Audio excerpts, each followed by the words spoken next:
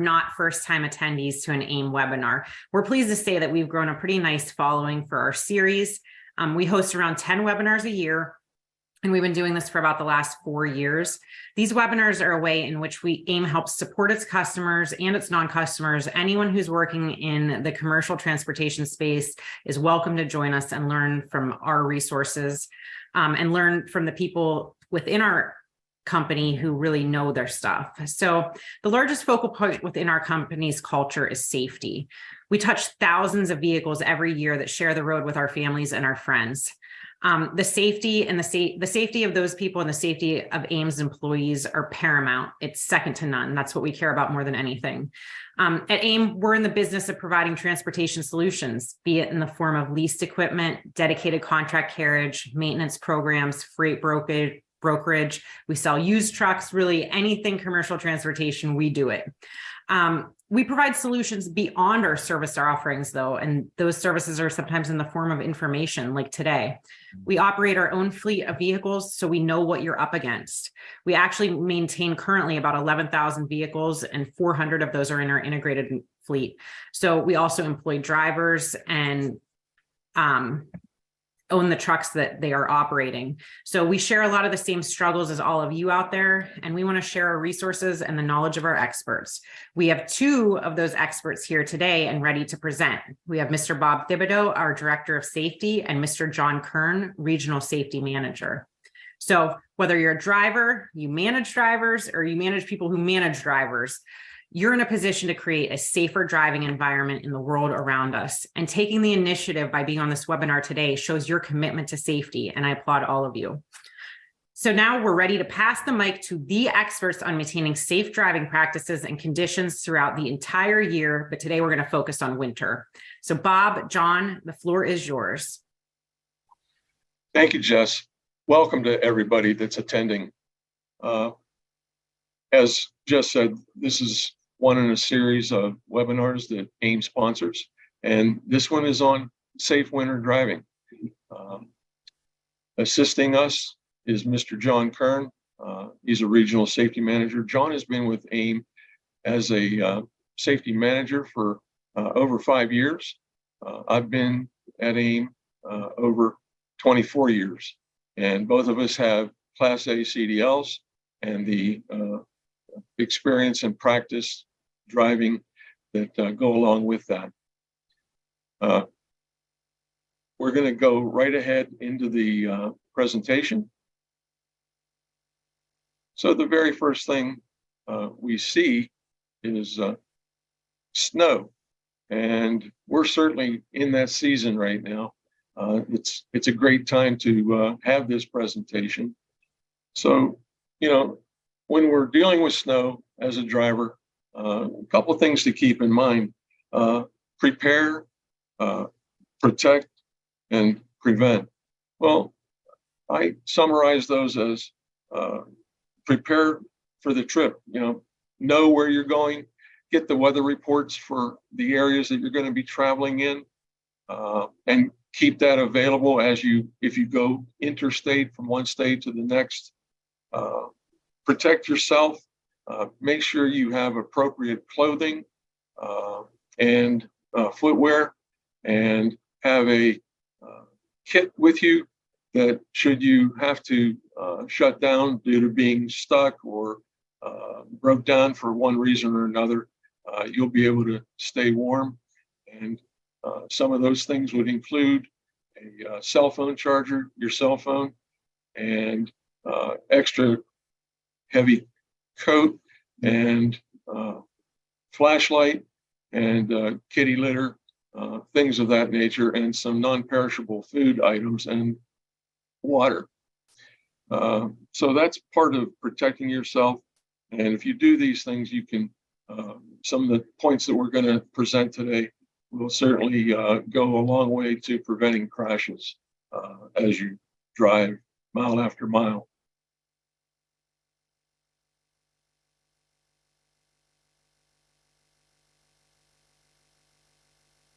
One of the next winter conditions you can encounter, especially at the beginning of winter and towards the end, is fog with the changing temperatures. one of the main things you want to do when you encounter fog is just slow down. It reduces your visibility, so you're not sure of exactly what's happening around you. Going at a slower speed is a good way to protect yourself, protect others. Make sure you turn your lights on, but you don't want to turn your brights on. So the bright lights, they'll reflect back towards you off of the condensation in the fog and can actually make it even worse, trying to see through the fog. If fog gets bad enough, putting your four-ways on is never a bad idea, just to draw attention to yourself.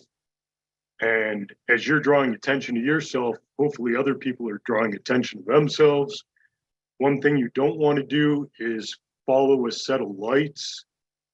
There's no guarantee that the person in front of you knows where the road is. So you want to be looking at the fog line to your right and try following the lines on the road to make sure you're staying on the road and not just following a set of lights ahead of you.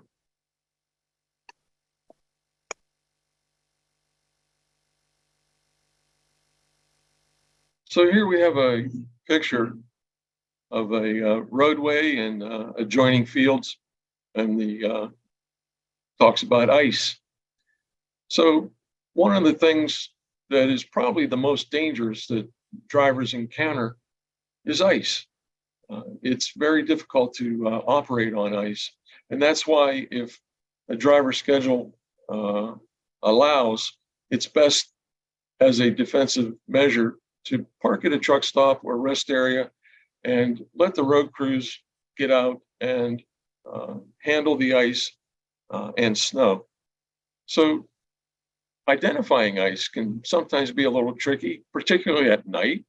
But there are some clues that a driver can rely on. So in this photograph we see here, there's ice on the branches of the trees, and then looking at the adjoining fields, we can see crystallization on the surface. And the roadway itself looks dry and clear. However, one of the things that drivers encounter, it's very tricky, is called black ice. And there's one or two ways that a driver can tell if he's on black ice, and that is road spray from the tires. If you stop seeing road spray, that means the road is likely ice if it's 32 degrees or less. Also, you can feel the back of your mirrors and see if there's ice covering them, or on the wipers, the windshield wipers. Sometimes they will collect ice. So anytime there's any question about that, it's advisable to, if time allows, park until the road crews have had time to address the roads, or slow down. And we're going to talk about those two words, slow down, in a little bit.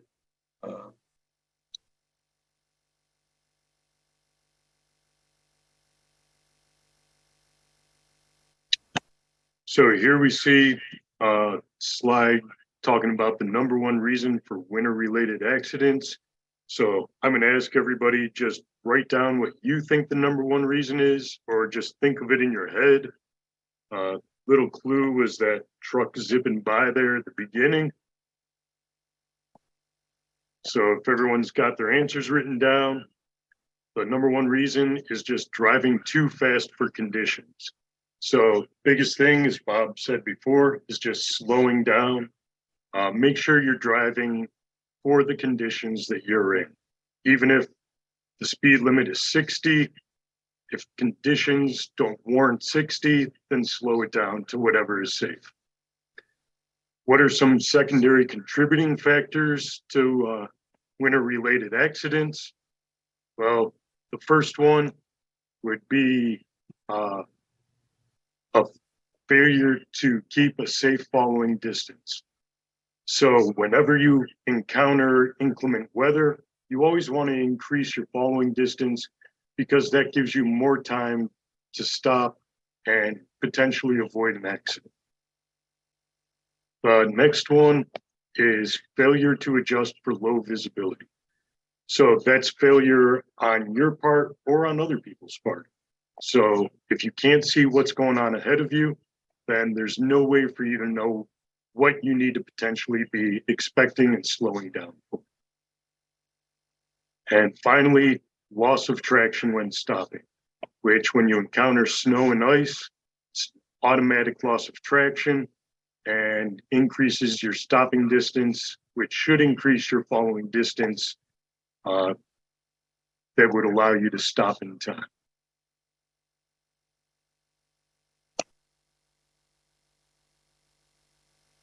So here we have a slide showing following distance and normal dry road.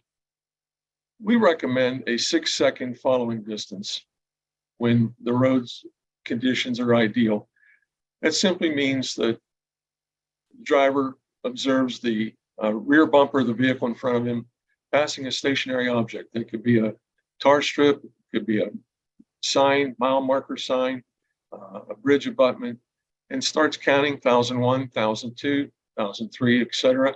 And if his front bumper reaches that selected point before he hits 1006, then he's following too close and needs to slow down and open up the distance in front of him. Now in winter driving, that's even more important because now we have a number of different conditions, adverse conditions that we have to deal with. And the best way to deal with those is to increase your stopping distance. And you do that by increasing your following distance. And these are some generalizations.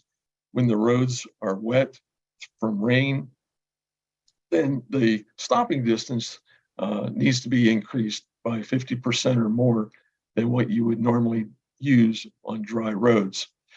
The other thing to keep in mind here when we're dealing with adverse driving conditions, whether it be rain, snow, ice, sleet, mixture of any or all of these, is to not use the engine brake, often referred to as the Jake brake on the truck. By using that, it can come on rather quickly and deliver a braking force to the drive wheels, which could put you into a slide. And the other thing is the cruise control. You want to have good control of your vehicle speed, and a cruise control can also cause a slide or even a jackknife. The next is snow, and here you can see we increase our stopping distance. We double that. And again, it's for traction reasons and steering. And of course, ice, the most dangerous condition that we face, along with fog, is the icing of the roadway. And something to remember, you see these signs posted generally before a bridge or an overpass, and the sign reminds you road ices, and so at 32 degrees or less, and there could be fog that may have frozen on the overpass or bridge, and that can cause loss of control because it'll look just normal, and in reality, it's iced over.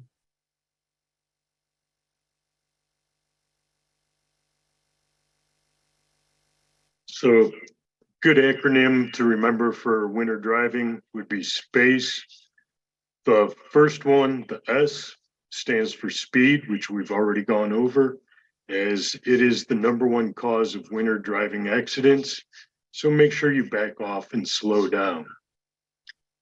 P stands for patience and courtesy. It can save lives. So as you're driving, remember, everybody else is going through the same thing you are out on the road at that time. So take your time, be patient. Don't try, bouncing out and getting around people because it's not going to turn out well. Awareness, that's just of other vehicles and the environment that you're in currently. you want to know everything going on, get as much information as you can to your brain so you can make the right decisions about everything. The C, concentration. The increased hazards of winter driving make concentration so important because even a small lapse of concentration can result in a devastating loss. So make sure you put down your phone, turn your radio down, give yourself as much chance to concentrate on what you're doing as possible. And the E stands for exit. You always want to leave yourself an out. So you want to be traveling in a space bubble and have as much room around you as possible. So that way, if there is an emergency up ahead, you have the room and the time to be able to react without making an emergency maneuver.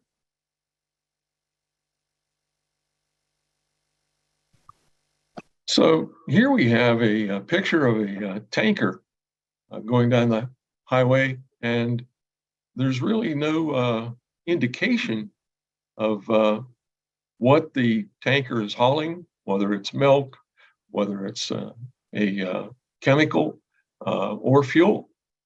So, you know, that's important identification, see and be seen. This talks about a short rest break around the vehicle. Generally, the regulations call for a brief walk around or inspection at every change of duty status and every 3 hours or 150 miles, whichever comes first. So it's good to take a break as needed and take a walk around the vehicle and look for things that may have changed during the preceding miles. And if you have placards, make sure to wipe them off as well. As again, on the back of this vehicle, there's really no way of knowing what the vehicle is hauling, nor is there any way for a motorist that's following this tanker to know if he's going to be making a turn or if he's tapping his brakes and slowing down for a hazard that he sees up ahead, or just the regular running lights are not visible, as well as the conspicuity tape is not visible. So one of the things to keep in mind is that most all lights are LEDs now. They do not generate any heat, so it's incumbent on the driver to keep them clean. It doesn't take long for them to be snow covered when you're driving on that type of roadway. So wipe off the lenses as well as the conspicuity tape, the DOT tape, the red and white tape. And believe it or not, that serves a purpose. It has a high reflectivity component to it. And if it can't be seen, then that is taken away. Or if it's aged and dull, it should be replaced.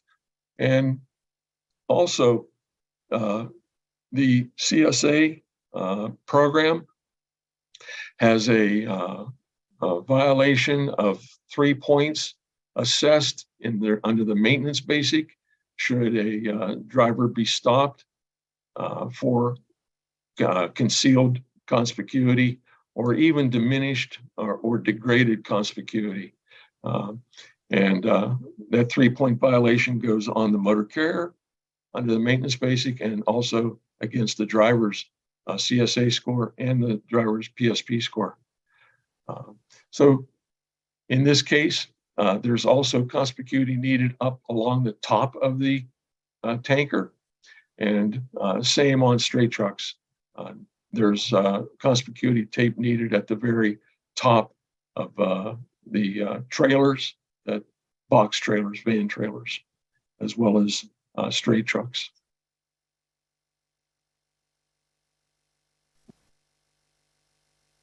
Right, our next section here, we're going to go over some hazards that you can encounter throughout the winter. some before getting on the road, some after you're on the road already. So Bob's going to start us off with this section. And without further ado, Bob. So we vaguely see a photograph of traffic traveling in snowy conditions and snow-covered roads. And everybody seems to have their headlights on, and we see the taillights on the one car. This is a very common situation that occurs as we drive mile after mile in such conditions, and we need to be making adjustments continually. And these conditions result in reduced visibility. And we've been talking about maintaining visibility, using your low beams in these conditions to reduce the chance of that high beam light reflecting back and creating a visual hazard. But anytime we have reduced visibility, it's advisable and recommended that you slow down. Those are two key words, slow down, to remember, and will serve a driver well.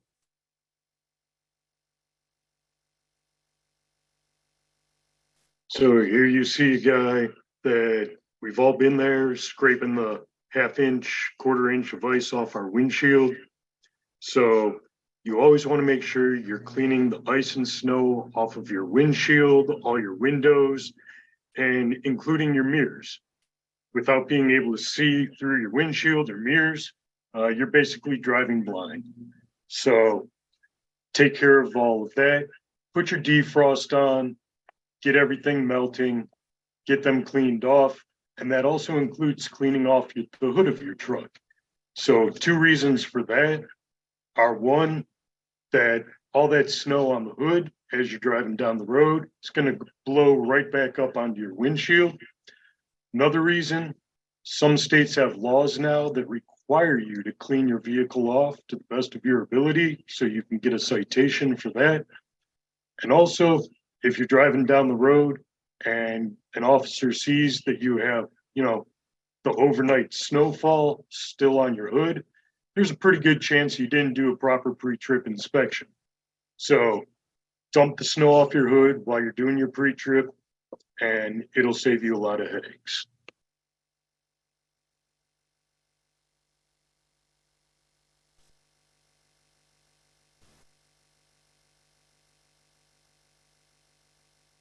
So here we have another hazard that we want to be aware of.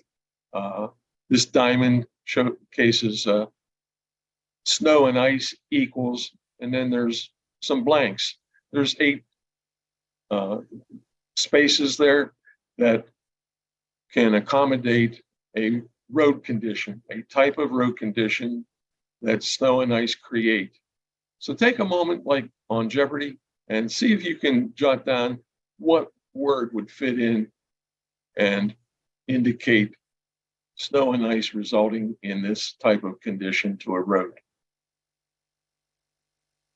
I'm not going to play any of the Jeopardy music, but if you jotted down or remembered slippery roads, so slippery is a very appropriate reminder anytime we have snow and ice, and even rain under certain conditions can create a slippery road surface. Sunshine, blue skies.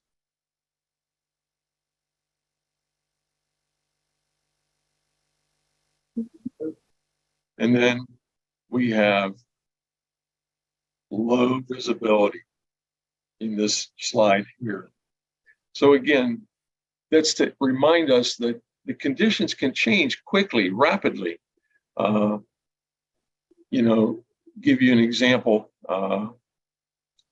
In the Buffalo area, there's Tonawanda and North Tonawanda, suburbs of Buffalo.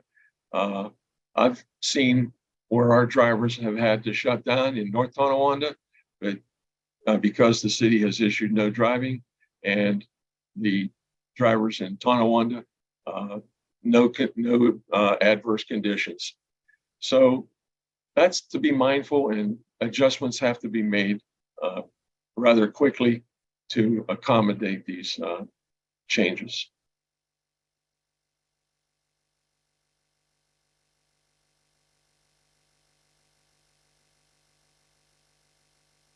So here we have braking performance, and that's a reminder that because of the hazardous conditions on the slippery roads, your braking performance can be reduced. Therefore, you want to make sure you have increased following distances. Plus, it's a reminder to do thorough pre-trip inspections as required by the FMCSR, Federal Motor Carrier Safety Regulations. You want to check your brakes, make sure that they're in good, safe operating condition, your airlines, and also your tires can affect your stopping distance and your braking performance.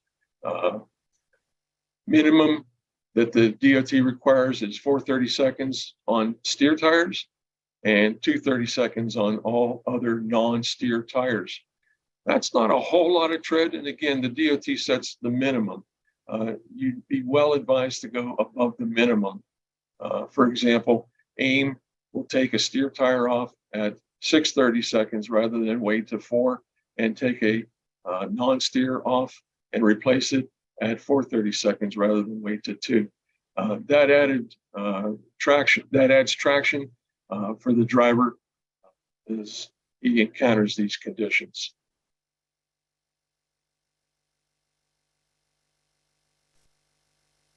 Next up here, you can see a line of vehicles here. There's a plow up there, a couple cars coming towards that other vehicle. So other vehicles are just another hazard on the road. Most of the stuff we've talked about, you yourself, the driver, or your drivers and your company are pretty much in charge of, but there's not much you can do about other vehicles on the road. So you have to increase your awareness of what they're doing and try to plan ahead or anticipate what they're going to be doing. Every day we see people on their cell phones while they're driving, while they're eating a sandwich, and messing around with the radio controls. So you have to be able to anticipate what other people are doing. And included in that is just being able to maneuver, making sure you can maneuver around the other vehicles on the road. So giving yourself that space cushion and allowing yourself room to make safe maneuvers. And that includes, as you can see, the plow up there is most likely on the road, not on the shoulder. But if you were on the shoulder, you would need to be able to move around that plow. All the states now have the move over laws. So if you do see a plow on the shoulder, you would need to get over to give them room by moving over to the other lane.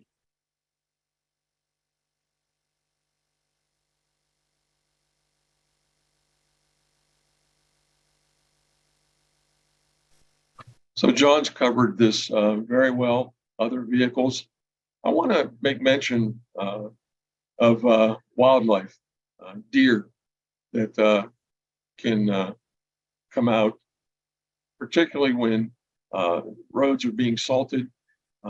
It's not uncommon to see deer licking salt alongside the roadway, something that you don't often think about, but I just wanted to make mention of it.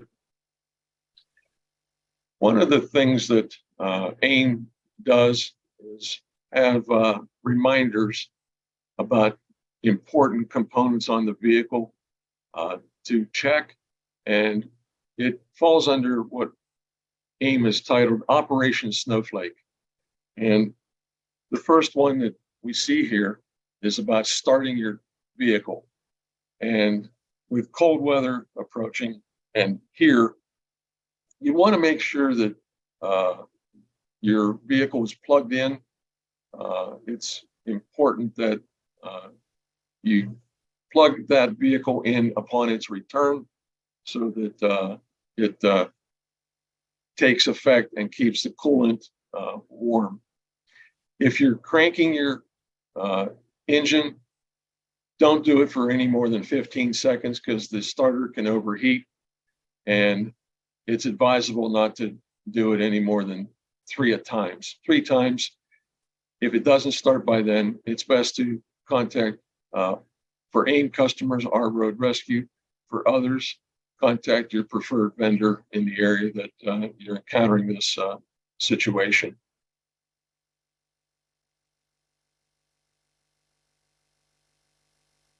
Second part of AIM's Operation Snowflake is to plug in your engine heater after each trip. It must be done while the engine is still hot, and be sure to check your electrical hookups at your location to make sure they are operational. So any outlets outside should be GFI protected. So make sure when you're plugging in that you see that little green light on there that indicates that there is power coming through. If not, hit the little reset button to ensure that power is going through there, so you're not plugging into a dead socket. And when you do plug in, make sure you do it as soon as you get back. It doesn't actually heat things up, it just keeps the temperature.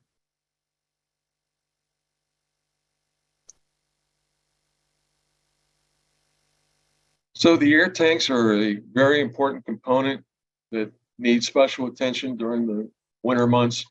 They are placed in a very exposed area, subject to a lot of road salt, snow accumulation, ice accumulation when it gets very cold. The air tanks are to be drained at the end of each trip to make sure the system is free of water. You also want to be aware that in real cold weather, because of where they're located, the valve can retain moisture and actually ice over, and can, in certain cases, create an air leak, a small air leak, but nonetheless an air leak. So you want to make sure the drivers pull the wire rope or the cords or lanyards that are attached to the air tank and the ball valve so that they can be drained of moisture and to prevent this icing condition.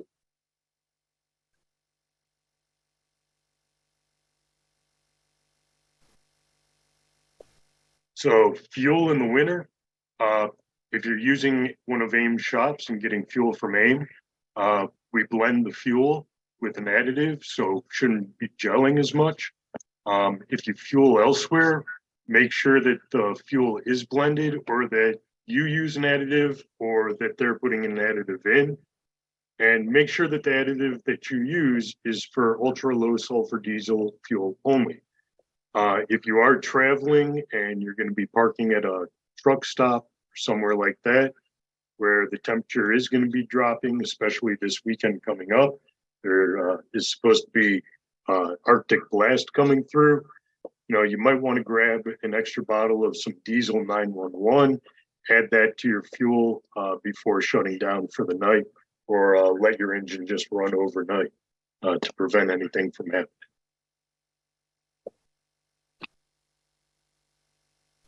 So warning lights are an important part of the vehicle systems, and the cold weather can compound maintenance issues.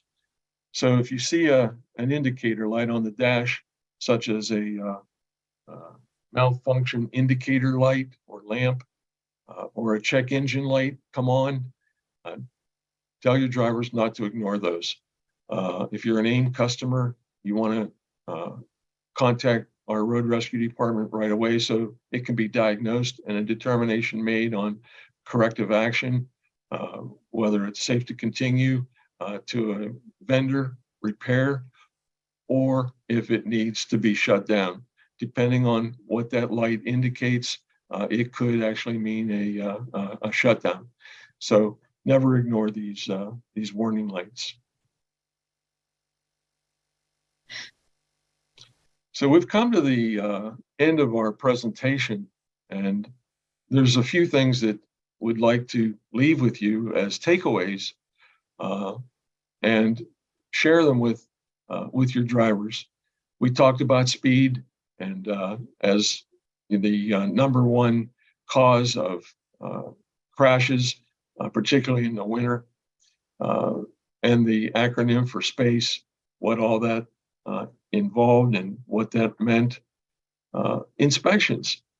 I touched on pre-trips and inter-trip inspections. Please remember to do your post-trip inspections and write up any defects that are discovered during that check of the vehicle. Being weather aware, and that may mean checking the conditions in the various states through which you're traveling and help plan your trip. Adjusted conditions, extremely important that you do this as you travel because they will vary. Slow down, those two words, that's the big takeaway here. Slow down, particularly on hills and curves, and increase your following distance. And again, you must have patience and increase that following distance. You eventually get to where you're going. It may not be when you planned, but it's better to arrive a little later than have to reschedule or not even arrive at all. One last thing I wanted to remind you about is the driver wearing his or her safety belt. That's a critical item to stay safe behind the wheel and in control of the vehicle, particularly in adverse winter conditions due to the fact that slides and crashes are more common. And wearing that safety belt is very important, so much so that the CSA feels that it warrants a 7 out of 10 point assessment should a driver be stopped and not have his safety belt on. And it must be worn correctly with no excessive play, and the shoulder strap must be properly deployed and not around the behind the back of the driver. And just one last point, should your driver be stopped, it's best to remind them to put their hands on the steering wheel after they've pulled over and do not take off that safety belt until the officers approached and addressed the driver so he can see that he's wearing it. So I want to say thank you, and I'm going to turn it over to Jessica. All right. Well, Bob, John, that was incredibly informative. I really appreciate all of the information, and you guys presented so well. We're going to open up the floor now for questions. If anyone has any questions, if you raise your hand, I'll unmute you, or you're welcome to type them into the chat function. I didn't see anything come through during the presentation, but does anyone have a question?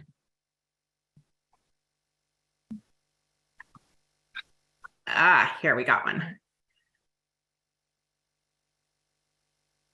Was kitty litter mentioned at the beginning? If so, what was the point of that? Yes, it was mentioned, and that's to provide traction should a driver find him or herself stuck in a snow condition. Oftentimes that'll help provide the needed traction to get free. Okay, that's a really good tip. I might reserve that one for personal use in case my car ever gets stuck. So I'm glad I'm on this webinar. Thanks, Bob. You're quite welcome. Do we have any other questions? All right. Well, if there's no other questions, we're going to wrap a little bit early and give you guys 20 minutes of your day back. So hopefully you can enjoy that time. I'd like to thank both of our presenters, Bob and John, for helping us stay safe while we're driving in the winter. The practices they outlined will help keep you and your operation safe year-round, particularly in this winter season, which I know we're going to have a doozy coming up here this weekend for those of you in the Midwest and Northeast.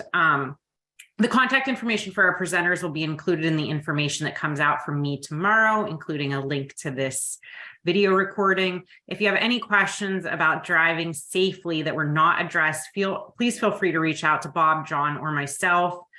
We hope you got a lot out of this presentation. For those of you who may feel overwhelmed by operating your own fleet internally, keep AIM integrated logistics in mind. We can kind of take all of this problem away from you and take over and partner with you on your distribution function, which we'd love to talk to you about. So let me know if you have any questions about that or anything else. If there's no one else has anything to say, Bob or John, we'll go ahead and wrap her up. All right. Thank you so much. I hope everyone has a fantastic rest of your day.